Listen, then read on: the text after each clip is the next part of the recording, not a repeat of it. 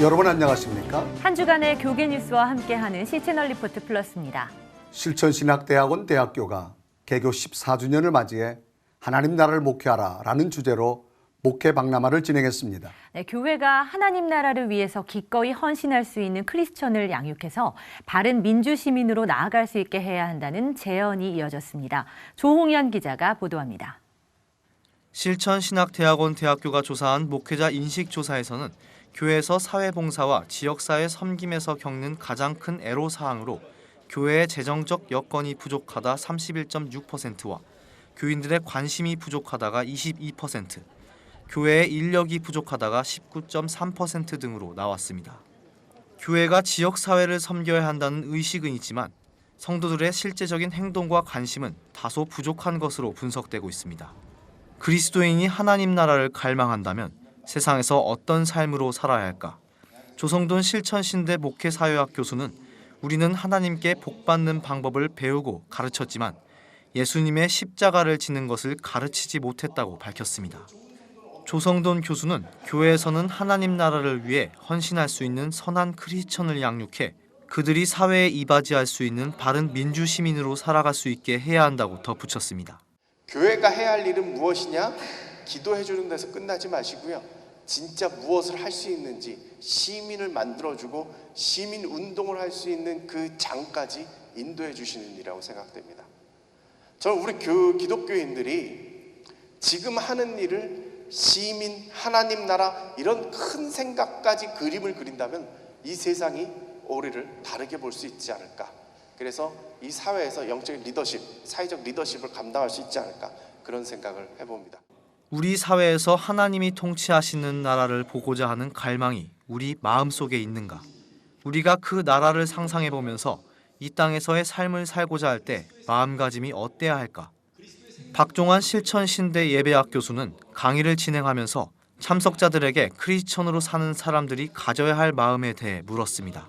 단순히 교회 생활하기 좀 더 편한 환경이나 교회의 이미지를 좋게 여기는 나라만을 생각하고 지낸 것은 아닌지 돌아보자는 것입니다. 박종환 교수는 하나님 나라는 진심으로 보려고 하는 자들에게 보인다면서 그 소망을 품은 사람이 예배를 드릴 때 진정한 하나님 나라를 맛볼 수 있다고 밝혔습니다. 박종환 교수는 하나님 나라를 아직 우리가 볼 수 없고 우리의 삶이 하나님 나라처럼 완벽하지 못할지라도 그 나라를 갈망하는 마음으로 계속 나아가라고 강조했습니다. 내가 가두어둔 논리의 구조, 그 추상화 속에 나를 가두지 마시기 바랍니다. 우리는 그 감옥 속에서 살아가요. 내가 만들어놓은 카테고리 안에서 나는 진보주의자고 나는 보수주의자고 나는 민주당이고 나는 공화당이고 나는 전통주의자이고 나는 현대주의자이고 그게 뭐가 중요하죠? 그 옷일 뿐이에요. 언젠가 사라질 옷들일 뿐입니다. 그 옷을 입은 사람들이 어떤 신실성을 가지고 하나님 나라를 예배하는가, 저는 그것이 중요하다고 생각합니다. 실천신학대학원 대학교는 이번 박람회를 통해 하나님의 나라를 교회의 근본으로 회복하고 실천적인 행동으로 교회를 도와서 세상을 새롭게 만들고자 한다고 밝혔습니다. 박원호 실천신대 총장은 교회가 위기를 맞이한 이 시대에서 잃어버린 하나님 나라를 되찾기 위해 근본적인 목회 패러다임의 전환이 필요하다고 강조합니다. 하나님 나라 신학을 목회 현장과 접목시키기 위한 그런 노력들입니다. 많은 분들이 하나님의 나라를 알고 있고 또 사랑하지만 실제로 목회 현장과는 연결이 잘 안 되는 면들이 많습니다. 그래서 우리가 부족하지만 실제로 목회 현장에 접목할 수 있는 또 실천될 수 있는 그런 일들을 하기 위해서 그렇게 행사를 준비했습니다. 한 알의 밀이 땅에 떨어져 죽지 아니하면 한 알 그대로 있고 죽으면 많은 열매를 맺느니라. 참석자들은 세상을 구원하기 위해 스스로를 헌신하셨던 예수 그리스도의 삶을 되새기면서 이 땅에 하나님 나라를 만드는 하나의 미랄이 되기로 다짐했습니다. C채널 뉴스 조홍현입니다.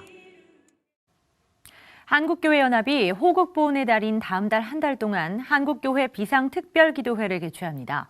한교연은 지난 21일 임원회를 열고 이같이 결의하고 추진위원장에 신광준 한교연 공동회장을, 위원으로 신석범, 조태규 목사를 임명했습니다. 권태진 대표회장은 한국교회의 본질 회복과 대한민국의 자유수호를 위해 하나님의 뜻을 간구해야 할 때라고 강조했습니다. 이번 기도회는 오산리 기도원과 임마누엘 수양관 등 전국 20여 개 기도원을 중심으로 진행될 예정입니다. 백석대학교와 백석문화대학교 보리생명미술관은 교내 창조관 기획전시실에서 작가 3인 초대전 꽃, 나무, 물, 그림으로 피어나다를 개최합니다. 다음 달 13일까지 진행되는 전시회에 초청된 김종원, 이근화, 이정화 화백은 국내외 화단에서 예술성과 대중성을 겸비한 작가들로 평가받고 있고 주로 꽃과 나무, 물 등의 자연물을 소재로 개성 있는 작품 활동을 하고 있습니다. 개막식에 참석한 장택현 백석대 혁신위원장은 작품 등을 통해 마음의 쉼을 얻길 기대한다고 말했습니다.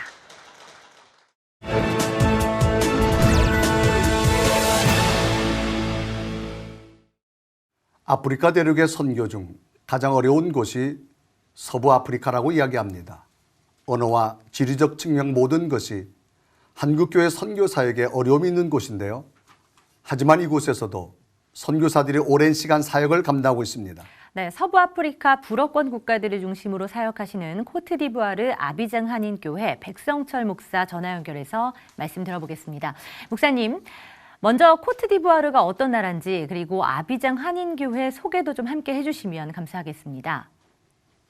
불어권 지역이고요. 웨스트 아프리카에 위치하고 있습니다. 아프리카 54개 나라 가운데 24개 나라가 불어를 사용하는 국가고요. 그 중에 이제 프랑스가 제일 많이 관심을 갖는 나라 넘버 원입니다.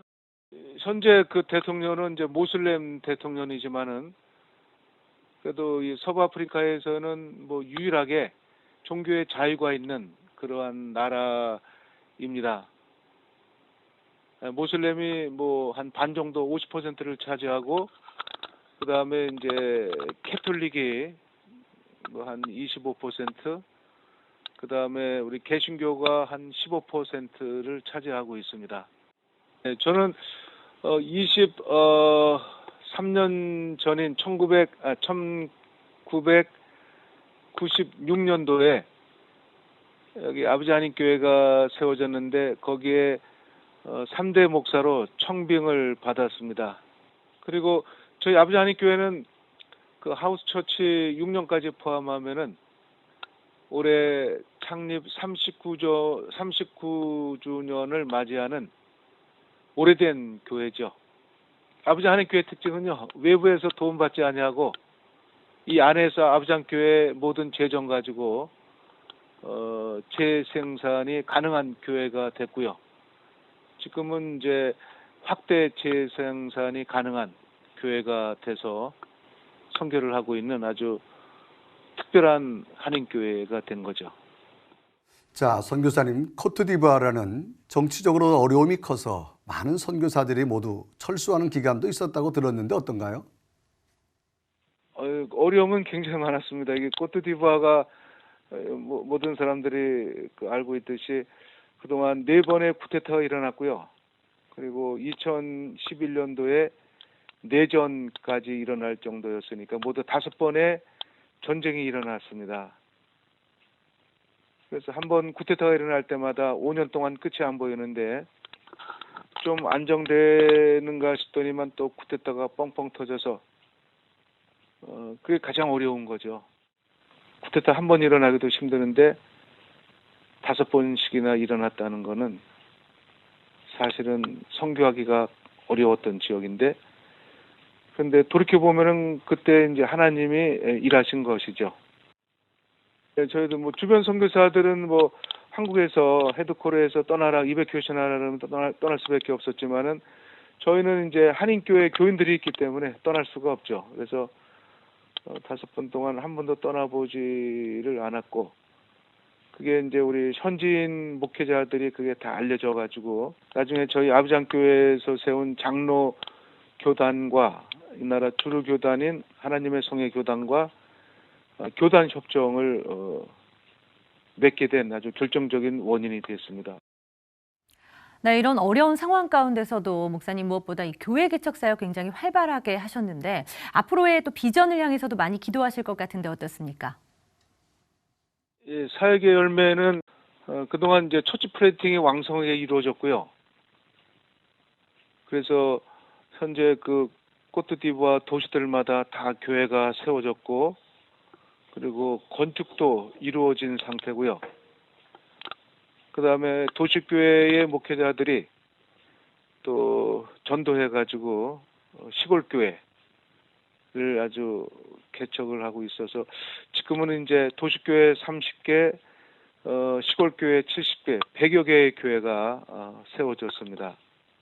내년 10월에 2020년 10월에 또 대통령 선거가 있습니다. 5년마다 한 번씩 있는 대통령 선거인데 대통령 선거할 때마다 아주 굉장히 어렵습니다. 더군다나 지금 대통령이 3선까지 할 생각을 갖고 있기 때문에 그러면은 또 쿠데타가 일어날 가능성이 많은데 아무튼 그 평화로운 정권 교체를 통해서 정치와 경제가 안정이 돼서 이 서부 아프리카에 복음을 수출하는 그러한 국가가 되었으면 하는 것이 기도의 제목입니다.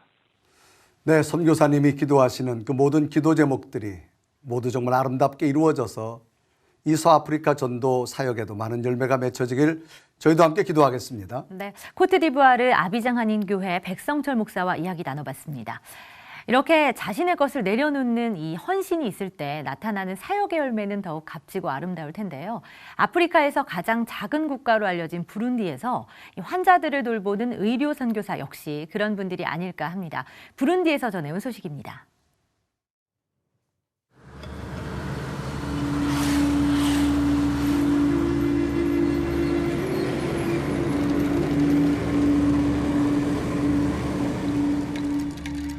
It's easy to miss on a map. Roughly the size of Maryland, Burundi is one of Africa's smallest countries. It used to be the third poorest in the world. Now it's number one. The average person here lives on less than $1 a day. In 2013, American Jason Fader moved his wife Heather and their 2 kids to Burundi to serve as a missionary doctor in this remote valley. Kibuye Hospital is about 3 hours outside the capital city. Between here and there is no surgeon. The majority, all except for me, of the surgeons in Burundi work in the capital city.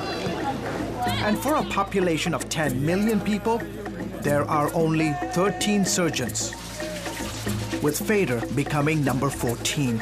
And on a typical day, how many surgeries are you doing? I schedule 1 or 2, and we end up doing 10. Like many other missionaries here, he raises his own support. It would be difficult to find a place in the U.S. where I could have even a smidgen of the impact that one surgeon can have here in the middle of Africa.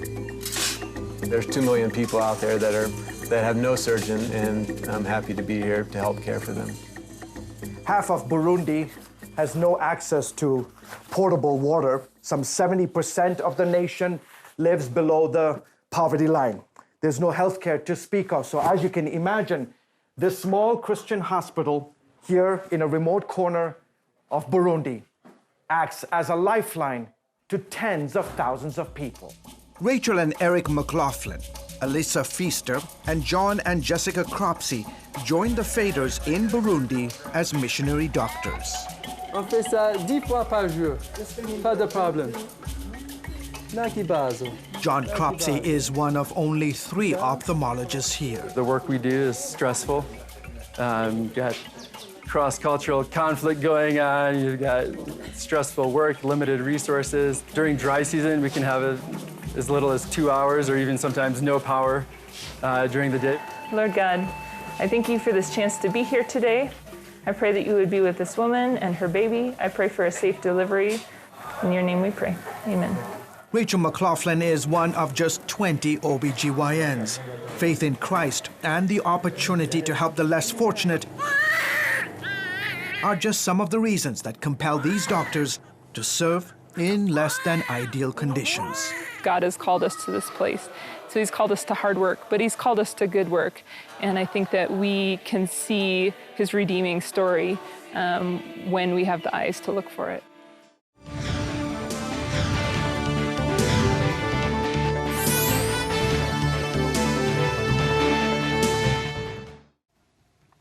학생 인권 조례 문제가 지속적으로 사회적 문제로 거론되고 있는 가운데 특별히 경남 학생 인권 조례안은 정치권으로 먼저 갈등이 확산되고 있습니다. 네, 뉴스에서는 계속 나오는데 대체 뭐가 문제인 건가 궁금한 분들 많으실 겁니다. 오늘 취재 기자와 이 문제 자세히 짚어보겠습니다. 조홍현 기자 나왔습니다. 안녕하세요.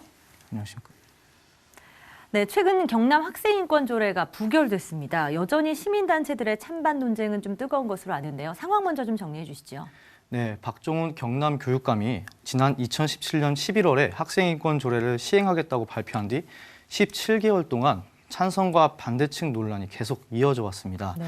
경남 도민 여론조사에서는 도민들의 58.5%가 학생인권 조례에 반대를 했고 25%만이 찬성을 했는데 박종훈 교육감은 계속해서 제정을 추진해 왔습니다. 네. 그리고 지난 15일 경남도의회 교육위원회는 표결 끝에 찬성 3명, 반대 6명으로 부결 처리를 했습니다. 하지만 이번에 부결된 조례안을 다시 수정해서 심의에 올리겠다는 조짐도 있어서 반대 측 단체들이 계속 주시하고 있는 상황입니다. 네. 자, 그러면 이 경남 학생인권 조례로 지금 논쟁 중인 단체들의 입장은 어떻습니까? 예, 경남 학생인권 조례 제정을 위한 촛불 시민연대는 민주당이 촛불 시민과의 면담을 계속 피하고 있다면서 이번 부결은 민주당의 책임이고 당의 입장을 분명히 밝히라고 이렇게 비판하면서 주장을 했습니다. 네. 하지만 나쁜 학생인권 조례 제정 반대 경남 도민연합 등은 부결 소식을 듣고 학생인권 조례안은 유치원생부터 고등학생까지 원하는 것은 무엇이든 해라.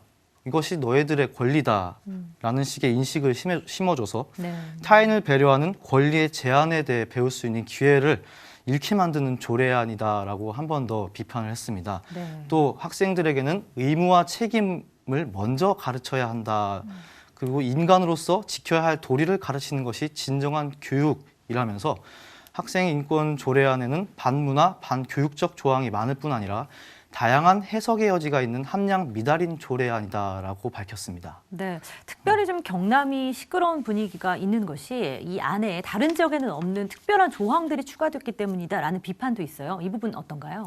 예, 경남 학생인권 조례안에는 학생인권의회 구성이라는 것이 포함되어 있습니다. 경상남도와 교육지원청이 있는 지역에 학생 100여 명으로 이루어지는 학생인권의회를 둘 수가 있는데 네. 이것은 일종의 학생 정치 참여 조직이라고 볼 수가 있습니다. 그래서 일각에서는 이것이 학생들을 정치적인 수단으로 사용하려는 것이 그런 목적이 있는 것이 아니냐 지적을 하고 있는데요. 네. 학생들은 아직 보호와 배려가 더 필요하고 사회 질서를 배워가는 과정에서 가치관을 세우는 일에 더 집중해야 한다는 것입니다. 네.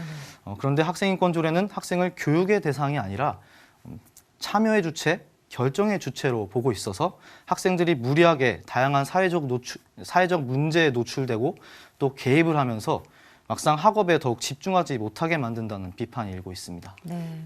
자, 이 학생인권 조례 어떤 제정은 언제부터 시작됐습니까?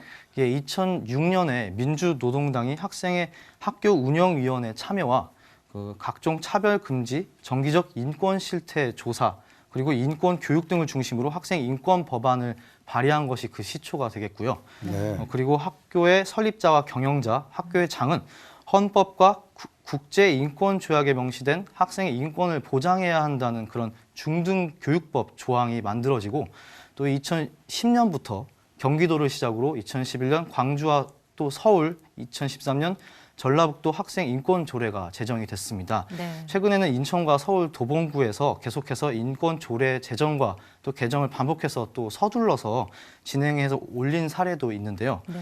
공무원 연수와 학교 등에서 사용할 인권교육 프로그램 개발과 인권센터 설립 등의 내용이 국가인권위원회의 그런 차별금지법과 방향성이 너무 밀접하게 연관이 돼 있어서 다수 국민들의 반대와 우려가 큰 상황입니다. 도봉 구민의 발언 들어보시죠. 이 조례 개정안은 그 핵심이 인권센터를 설립해서 동성애 옹호 내지는 이제 성소수자에 대한 권리를 우리가 인권을 보호해야 되겠다는 그런 취지로 NAP 국가인권위원회와 이제 연관해서 이 인권센터가 이제 설립이 되어야만 그 일을 원활하게 잘한다는 그런 얘기죠. 이것을 우리 도봉구 기독교 단체뿐만 아니라 우리 한국교회 전체 교단에서 전 교회에서 지금 서명을 다 받고 이것에 반대하고 있는데 그런 충분한 반대 의사를 의회에 전달했음에도 불구하고 이것을 강행 처리하려고 하는 거예요. 네, 학생 인권 조례가 낳는 문제점 우리가 좀 자세히 짚어봐야 될 것 같아요. 어떤 문제점들 양산할 수 있을까요? 네, 전라북도 학생 인권 조례의 제1조 목적을 보면은 아동 권리 협약이라는 것이 제정 근거로 제시가 되어 있습니다.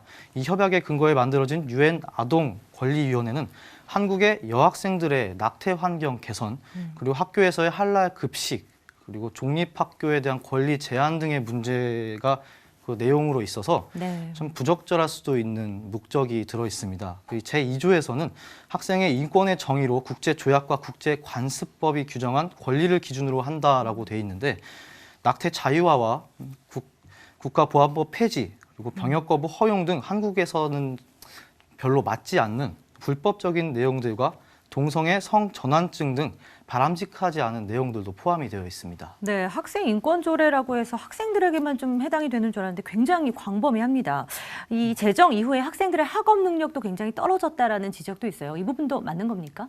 네, 정규 교과 시간 이외에 그런 교육 활동의 자유를 언급하면서 성적이 떨어지는 학생들의 의무적인 그런 보충 수업이나 자습을 금지하는 조항이 있습니다. 네. 학생 인권 조례를 제정했거나 추진하는 그런 지역들의 학생들의 성적이 많이 떨어지는 것을 확인할 수가 있는데요. 네.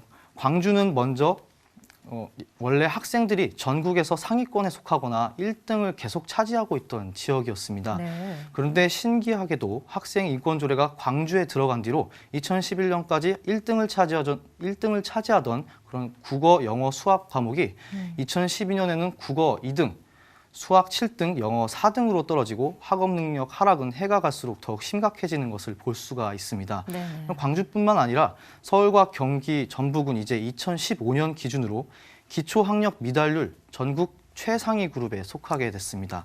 이런 현상은 교사가 학생의 학업을 도와줄 수 있도록 어느 정도의 그런 가이드라인을 제시해 준다거나 네. 가르침이나 훈계조차 못하게 만든 과도한 학생 인권 때문으로 분석되고 있고요. 네네. 방과 후 학교나 자율학습, 사설, 모의고사 등도 학생들의 그런 동의가 없으면 전혀 시행을 못하게 만든 구조들이 이런 학업 능력을 계속 떨어뜨리고 있는 것으로 보고 있습니다. 네. 기론평 부산대 교수의 발언 들어보시죠. 이 교사들의 권위를 실추시키고 또 그로 말미암아 수업 분위기가 흐트러지고 결과적으로 공부를 못하게 됩니다. 제가 대표적인 예가 광주입니다. 광주는 원래 잘하는 도시였어요. 사립학교가 한 60, 70% 되는 정말 공부를 잘하는 데인데 2011년도에 학생인권조례를 만들었습니다. 그리고 2012년도에 전 과목이 떨어져요. 국어, 영어, 수학이 전부 다 성적이 떨어지게 됩니다. 자, 이 학교에서 지켜져야 되는 것이 교권이라는 것인데 이 네. 교권 붕괴가 이처럼 많이 무너지게 되어지고 또 교사와 학생 간의 폭력, 정말 대응할 수 없는 상황이라고 이야기하는 어떤 상황입니까? 예, 학생에게 과도한 권리를 줘서 학생 통제가 어렵고 교실 붕괴가 일어나는 현상이 말씀하신 대로 계속되고 있는데 교사들은 이제는 징계가 두려워서 네. 학생 지도를 포기하게 됐고 학교 폭력과 학생들 간의 이제 집단 괴롭힘이 증가해서 피해받는 학생들이 오히려 더 늘어나고만 있는 상황입니다. 네. 이런 걸 볼 때 학생 인권이란 말이 무색할 수 있다라는 생각마저 드는데 서울에서는 학생이 학교 안에서 그 애정 행각을 하고 있는 것을 교사가 발견하고 네. 학생의 뒤통수를 치면서 이렇게 훈계한 것에 대해서 벌금형이 내려졌고요. 경기 지역에서는 수업 중에 영상 통화하는 학생에게 5초간 엎드려 뻗치기를 시킨 교사가 징계를 받기도 했습니다. 네. 또 학생 인권 조례가 시행된 후에 교사를 폭행하거나 성희롱을 하는 등 교권 침해가 이제 날이 갈수록 급증을 하고 있는데요. 같은 국민으로서의 교사가 최소한의 인간적 권리조차도 보장받을 수 없는 상황이 되고 있습니다. 네, 뭐 교사가 그럼 학생들에게 무슨 말을 해야 되는 겁니까? 좀 의문이 들 정도인데요. 사례를 보니까 얼마나 심각한지가 더 다가오는 것 같아요. 다른 사례들도 좀 소개해 주실 수 있을까요? 예, 실제 또 다른 사례로 2015년 경기도의 모 고등학교에서 6개월 동안 교사를 빗자루로 때리고 손으로 머리를 밀치는 등 폭행을 일삼고 침을 뱉기도 했지만 교사는 학생에게 그만해라라는 정도의 말밖에 할 수가 없었다고 합니다. 네. 2012년에는 같은 경기 지역의 한 고등학교에서 교사가 담배를 피운 것 같으니 측정해보자고 하니까 학생이 교사를 발길질로 넘어뜨리고 주먹과 발로 폭행하고 침을 뱉었는데 교사는 이래서 폭행을 당한 후에 실신을 해서 1년 이상의 병원 치료를 받았다고 합니다. 학생에 의한 폭력이 이렇게 2013년 1.3%였던 것이 2017년에는 4.5%로 증가했고 성희롱은 1.1%에서 5.5%로 증가해서 문제가 심각하다는 것을 알 수가 있는데요. 또 2017년 전북 부안 상서중학교 송경진 교사가 야간 자습 문제로 학생들이랑 부딪혔다가 학생들의 거짓말을 시작으로 해서 억울하게 아무런 변론도 못한 채 성추행 교사로까지 몰려서 결국 스스로 목숨을 끊은 사건도 있었죠. 얼마 전 송경진 교사 사망 사건 진상 규명 촉구 대회에서 억울함을 토로한 송경진 교사의 부인 강하정 씨의 발언 들어보시죠. 그들은 108일 동안 아무런 죄가 없는 송경진 선생님을 인민 재판을 했고 사회와 학교로부터 격리시키며 괴롭혔습니다. 그동안에 교육청과 국민권익위원회와 국가인권위원회에 그 부당함과 억울함을 호소하려고 했으나 그 어느 것도 항변의 기회조차 주지 않았습니다. 예, 이외에 여러 가지 종류의 그런 교권 침해가 있었는데 2013년부터 2017년 동안 무려 18,200여 건의 그런 넘는 교권 침해 사례가 있었습니다. 자, 우리가 통상 어떤 그 나라의 교육은 100년 앞을 내다본다라고 말할 수 있는데 이처럼 교실과 교권이 무너진다라고 하는 거 참 심각한 문제인데 요즘 학교 내에서 성적 타락도 심각하지요? 네, 그렇습니다. 그 학생 인권 조례의 가장 중요한 문제 중 하나라고 할 수 있는 부분이 바로 성적 타락의 부분입니다. 학생 인권 조례 제정을 주장하고 있는 사람들은 학생도 이제 성인과 동등한 인간이기 때문에 학생의 성관계와 임신 그리고 성관계 대상을 고를 수 있는 그런 성적 지향에 대한 권리 등을 모두 학생도 누릴 수 있는 권리라고 주장을 하고 있습니다. 학생 인권 조례를 반대하는 시민들은 아직 많은 것을 배우면서 건강한 국민으로 자라나야 할 우리 학생들이 잘못된 권리에 대해서만 배운다면서 정말 배워야 할 학문 대신 성에만 집중하게 만들어 나아가 성 중독자로까지 만들려고 하는 것이 아닌가 비판과 규탄이 이어지고 있습니다. 시민의 말 같이 들어보시죠. 나쁜 학생 인권 조례는 학생의 인권, 교사의 인권, 학부모의 인권을 짓밟고 있습니다. 인권이라는 이름으로 나의 자녀를 망치는 것을 절대 보고만 있지 않을 것입니다. 학생이 학생다울 때 아름다운 것입니다. 나쁜 학생 인권 조례는 폐기하라! 자, 이처럼 학생 인권 조례를 제정하려고 하는 어떤 국가의 제도 또 그 법 개정을 막으려는 정말 애틋한 마음으로 대응하는 국민들의 모습, 정말로 갈등의 깊이가 점점 더 깊어지는데 자, 어떻습니까? 이 상황 속에서? 예, 학생 인권 조례는 학생들이 쉽게 놓칠 수도 있는 권리를 최대한으로 끌어올려주겠다, 지켜주겠다는 목적이 있습니다. 하지만 이것은 오히려 독이 돼서 교권을 파괴하고 교권이 망가지면 올바른 가르침을 받을 수 있는 학생의 학습권도 무너진다는 우려가 큰데요. 그런 점에서 이제 학생 인권 조례는 앞으로도 학부모들을 중심으로 계속해서 저지 운동이 벌어질 전망입니다. 학생의 인권은 정말 소중하고 또 존중받아야 되는 것이 맞습니다. 하지만 이를 정치적으로 이용하고 학생이 학업에 집중하지 못하게 하는 학교 교육은 결국 사교육을 부추길 수밖에 없는 그런 사회 구조를 만들 것입니다. 결국 이것이 학생에게 동등한 기회를 빼앗을 수 있다는 것을 국민들이 다 같이 생각해봐야 될 것으로 정말 분석되고 있습니다. 자, 정말 쓸쓸하고 안타까운데 한 나라의 교육이 무너진다라고 하는 것, 미래의 국가의 존폐 위기와도 같은데 정말 학교가 진정한 교육 현장이 되어지고 교사와 학생의 어떤 권리만이 아닌 사랑으로 잘 보듬어주는 어떤 그런 교육의 공동체가 되어지기를 정말 간절히 소망하고 기도할 텐데요. 정말 취재하느라 조 기자 수고 많았습니다. 네, 오늘 말씀 감사합니다. 감사합니다.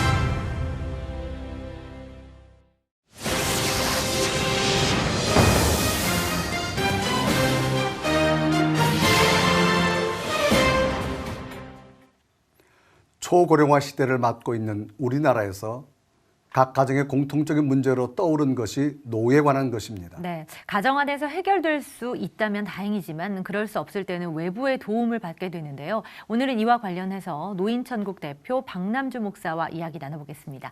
목사님 안녕하세요. 네, 감사합니다. 네, 목사님 현재 우리나라 노인 인구가 어느 정도 되는지부터 좀 짚고 갈까요? 2017년에 네.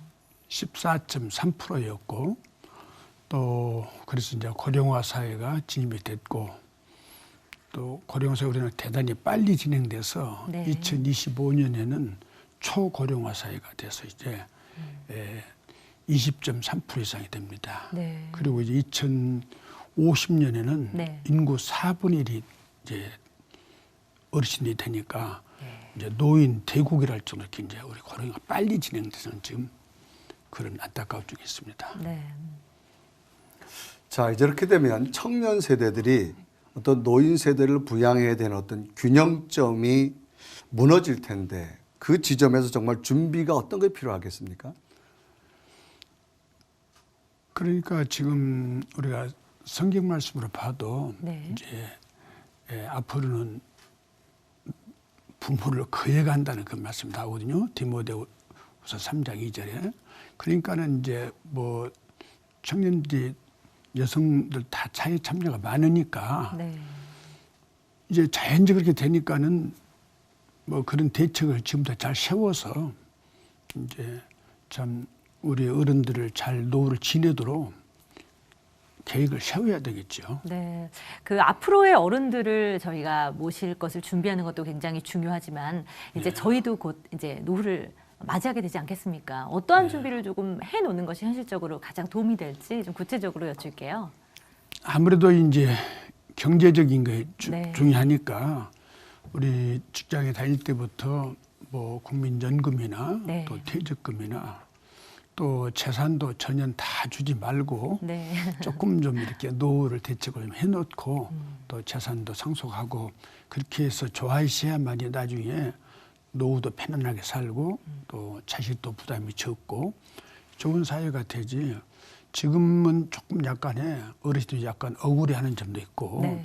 대책을 안 세워놓으니까 조금 뭐 좀 섭섭해하는 점들이 많이 있죠. 네. 앞으로 그런 걸 점점 이제 분할을 하고 대책을 세우면 아마 잘 될 줄 믿습니다. 네. 자, 그러면 이제 목사님 운영하고 계신 이 노인천국, 이 시설은 주로 어떤 걸로 되어져 있습니까? 우리는 이제 2000년 그 전에도 이렇게 그때는 주로 양로 시설밖에 없었습니다. 네. 그래서 저희는 이제 양로원을 시작을 하게 됐고, 네.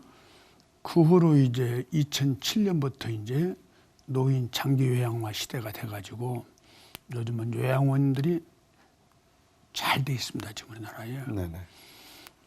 그래서 저는 요양원을 한 5동을 운영하고 네. 또 실버타운은 이제 언제든지 필요하니까 노후를 살 수 있는 분들이 실버타운 2동 운영하고 이렇게 해서 전체 뭐 교회 건물까지 한 10동이 이렇게 돼서 있습니다. 네, 노인들을 좀 섬길 수 있는 그러한 좀 다양한 시설들이 구비가 된 것 같다는 생각이 좀 그렇죠. 듭니다. 좀 약간 네.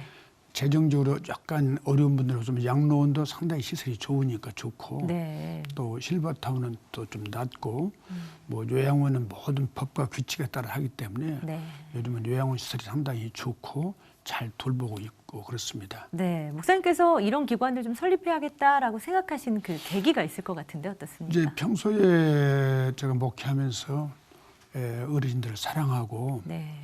또 성경적으로 볼 때도 이제 종말 시대나 이런 이제 바쁜 시대는 돌볼 사람이 적으니까 예수님께서도 줄이고 목마르고 나그네 되고 헐벗고 병들고 네. 오기까지 돌아보라고 제일 마지막 비유에 그 말씀을 해줬거든요.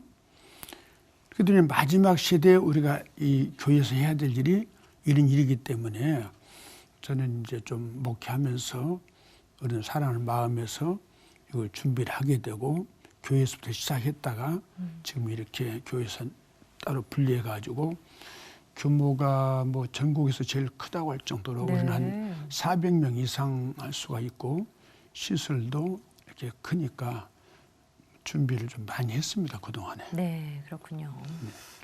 자, 이런 노인에 관한 문제가 우리가 요즘은 학문도 많이 연구하는데 목사님은 학문을 넘어서 지금 필드적인 경험을 하고 계시는데 예. 그동안 아마 여기에 대해서 학문도 많이 연구하신 걸로 알고 계신데 어떻습니까? 이제 학문은 어차피 사회복지사 자기 있어야 되니까 그 네. 공부를 하고 또 교회에서 또 복지와 이렇게 접근해가지고 하도록 거기에 대한 논문도 하나 써서 하기도 하나 이제 간단히 받았고 또 실제로 이제 현장에서 일하니까 그게 많은 다양한 경험에 의해서 이제 하는 게 중요하고 가장 중요한 우리는 예수님의 사랑으로 예수님의 또 봉사 정신을 우리가 받들어서 하는 것이 가장 좋은 복지가 되는 것이지 이론보다는 아마 실천이 중요한 것 같습니다. 네, 노인 문제라는 것이 사실 저희 가족의 문제이기도 하고요. 또 한국교회가 감당해야 할 선교의 과제이기도 하지 않습니까? 직접 노인분들을 계속 이렇게 접하시고 가까이 계시잖아요. 네네. 가장 많이 토로하시는 어려움이라고 한다면 어떤 것들이 있을까요? 뭐 우리가 모시는 데는 참 어른들 다 잘 계시는데 어른들이 이제 뭐 질병 문제도 다 치료를 우리가 하고 가능한 뭐 병원도 우리가 잘 간호사들은 항상 상주해가지고 돌보고 병원도 바로바로 즉각 이렇게 119도 차가 오고 우리가 바로 행동을 해서 돌보고 있고 네. 우리 식사는 우리가 뭐 잘하도록 해서 실컷 잡수도록 이렇게 우리가 항상 아주 권장하는 것이 그러니까 옛날처럼 무슨 뭐 배고프다 어렵다 이런 시대가 아니고 네. 또 이제 지내는 것은 또 뭐 잘 우리가 놀게 합시다 우리 표현이니까 마음껏 놀게 하고 마음껏 자유를 주고 하니까 그런데 이렇게 계신 분들이 큰 불편 없이 몸이 아플 때나 또 이렇게 참 일상생활에도 괜찮으니 지냅니다. 네, 그렇군요. 자, 이제 연세가 드시면 외로움이라고 하는 것. 네, 참 이게 극복이 어려우실 텐데 어떤 노인이 되어져서 이런 그 시설에서 여러 가지 프로그램을 통해서 활용할 수 있다고 하는 것 참 굉장히 좋은 혜택 중에 하나인데 누구나 앞으로 이제 나이는 들 것이고 또 노인이 될 텐데 우리가 앞으로 노후 준비를 어떻게 해야 될 건가요? 거기에 대한 거 한번 좀 부탁드릴까요? 예, 우리는 이제 프로그램을 우리는 일단 기독교 단체니까 네. 아침에 예배 드려서 일단 영적으로 충족하게 하고 그다음에 이제 오전부터는 이제 각각 프로그램이 다 있습니다. 또 네. 그래서 뭐 노래교실 혹은 미술교실 무슨 또 만들기 하고 또 외부에서 강사가 와서 또 이렇게 특별 프로그램도 해주고 네. 또 우리가 끼리끼리 모여서 이제 산책도 가고 끼리끼리 놀기도 하고 또 산책도 마당에도 좋게 했고 그리고 우리는 이제 유문단들이 많이 옵니다. 이제 단체가 크니까 네. 많이 오려고 해요. 우리가 가려서 봤는데 그래서 이제 유문단들이 많이 어른들 즐겁게 해주고 또 우리 자체적으로 이렇게 이제 가을이나 만취의 찬양 축제를 해가지고 상당히 정성껏 준비해서 네. 이렇게 어르신들한테 선물도 드리고 네. 뭐 잔치를 합니다. 네. 이번에도 또 이제 5월 효도 축제라 해가지고 다음 화요일 날 또 이렇게 선물도 마련하고 네. 떡도 준비하고 다양한 뭐 순서를 프로그램 많이 가지고 어떻게 어르신들을 기쁘게 하고 유문과 일을 주려고 하고 있으니까 그렇게 요즘은 계신 분들이 막 그렇게 막 무료하고 어렵고 뭐 그게 아니고 뭐 시간 가기가 바쁘고 어르신들도 금방금방 한 주간이 지나가고 해서 하고 마음껏 자유롭게 지내니까 그리고 또 이제 끼리끼리 모여서 또 이렇게 예배드린 사람도 있고 끼리끼리 뭐 오락도 하고 네. 놀기도 하고 마음껏 자유로우니까 상당히 뭐 잘 지냅니다. 네. 잘. 그렇군요. 이 노인 문제 굉장히 심각하다라는 이야기만 저희가 듣다가 이렇게 또 천국 소망 품으시고 즐겁게 생활하시는 노인분들 이야기 들으니까 참 기분이 좋아지네요. 네. 뭐 너무 어렵게 생각할 것도 없고 네. 하여튼 이렇게 대비만 잘하면 네. 앞으로 복지설도 많이 생기고 네. 또 이제 병원들도 많이 신설하고 우리나라는 노인 세상이고 네. 복지가 잘 돼 있습니다. 네네. 어려울 거 하나도 없고 아주 뭐 노후를 오래오래 살아도 네. 요즘은 돈 없는 사람도 뭐 더 잘 살 수 있고 네. 노인 걱정 하나 할 것 없고 그렇군요. 조금만 준비해두면은 노후를 아마 잘 살 수 있으니까. 알겠습니다. 오늘 예. 말씀 잘 기억하고요. 저희도 함께 기도로 동참하겠습니다. 감사합니다, 목사님. 예, 예. 네.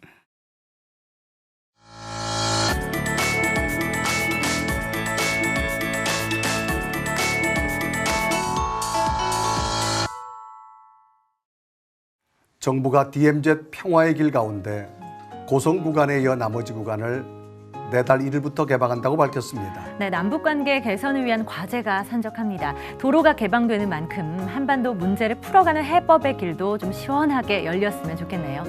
시청률 리포트 플러스 오늘 순서 여기까지입니다. 네, 시청해주신 여러분 고맙습니다.